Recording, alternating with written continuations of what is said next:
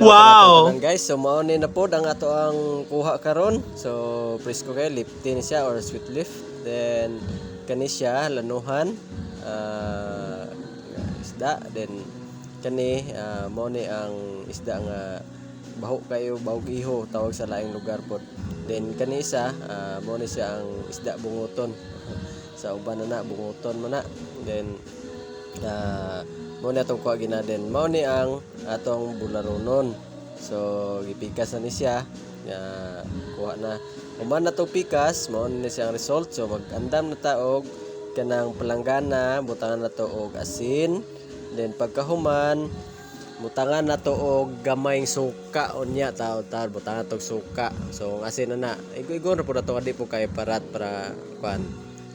Kita na po yung mukaon na ni. So butangan siya og suka para dili siya langawon, dugukon og langaw. So butangan na to og suka. Then pagkahuman na to og butang og suka unya, di ra po kay daghan na to kay maluto po na to isda. So maot kayo luspad tanawon ng isda na to. So pagkahuman, andaman na to og ininit tubig. So kanay ni tubig ang purpose na para matunaw ang asin og dali. So butangan siya og ininit tubig, then pagkahuman og kayo og kutsara, paghuman og kay kutsara og bugnaw na siya ang ato ang ininit tubig. So saka na to testingan og butang sa isda nga atong bularonon. So bugnaw naman siya, so ato nang ibutang isda. So di po kay init kay naman maluto man na to isda, maluspad na siya tanahon.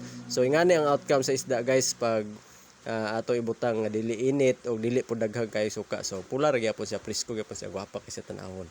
So ingana siya. So pula. So mao na ni siya ang atong isda nga atong gipikas giina. Then pagkahuman, mao na ni ang outcome sa ato ang isda. So di ba? Presko gyapon sa tanawon, pula ra gyapon siya. Then ug mao ni ang resulta sa ato ang bulad. So ready for bularonon na siya or isda na to. So salamat sa pagtan-aw, mayong adlaw kanatong tanan.